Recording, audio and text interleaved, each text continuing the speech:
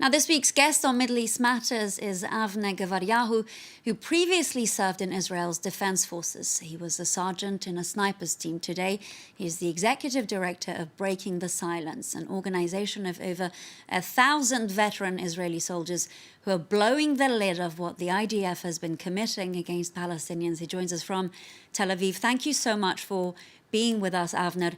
You're a man on a mission, and your mission is to speak out against the actions of the IDF, as I mentioned, in the occupied territories. Yeah, that's correct. And thank you for having me, Sunam. I mean, I'm a man on a mission, but I'm a man that is leading an organization of over 1,300 soldiers, men and women who have served in the Israeli Defense Forces. Because of what we did, our actions, what we saw, the violence that we used, the way that we've experienced the occupation that we were part of and what it means to control by force millions of people, we decided to speak out, to break our silence, and to bring forward, first and foremost, to our public, to our society, the realities of the occupation. But we also understand that the reality of 54 years of military control over another people is not only an internal Israeli issue, but an issue that is extremely important to put on the table of the world and to make sure that as the 54th year of the Israeli occupation is starting, we will do whatever we can to make sure that the 55th year will be the final year, hopefully. Avner, you just mentioned the violence that you used. Would it be possible to give us maybe one brief example of how Israeli soldiers are, I don't know if this is the right word to use, but indoctrinated? You know, time and again, we've seen images of very young men using violence and force against Palestinians. It's almost unthinkable in a way. I would say one small example, and there's so many examples of this military rule throughout the years, so many elements in which it affects the lives of millions of Palestinians on a day-to-day level. But something that's extremely personal to me, because I took part in it, is a pretty common practice throughout the years and also today of home invasions. I myself was a sergeant of a sniper's team, and one of the missions that I carried out was going into Palestinians' homes and using their homes as military posts. And there are different reasons for soldiers to enter homes. It could be for using the home as military posts for snipers or observation points. It could be using the home as a place for soldiers to rest if it's a very big or long operation. But it could also be sort of a random operation of searching and entering into homes.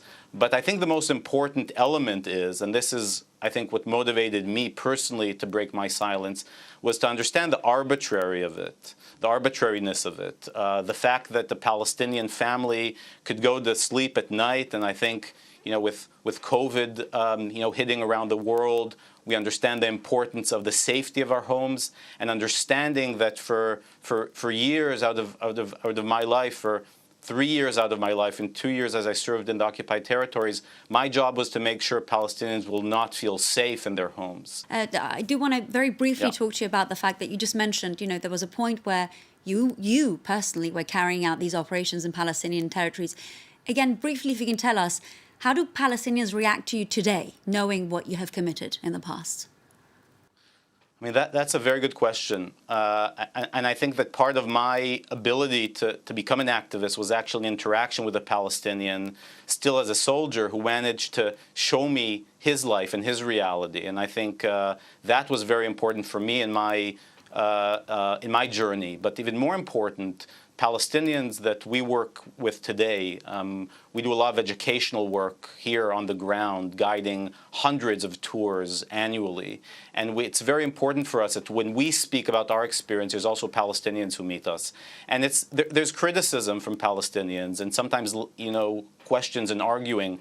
But I think that what we're trying to do is not create this coexistence, kumbaya reality, but co-resistance, obviously non-violent co-resistance, and making sure that Israelis and Palestinians could live in this region peacefully and hopefully. But the only way that could happen is by thinking about a future that does not contain 18, 19-year-olds controlling another people by force.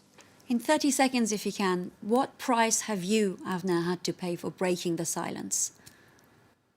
So there are prices to pay in the Israeli society for speaking out, and the current prime minister and probably the future prime minister have both been part of incitement campaigns against us. But with that said, there are thousands and thousands of Israelis that stand with us and support us.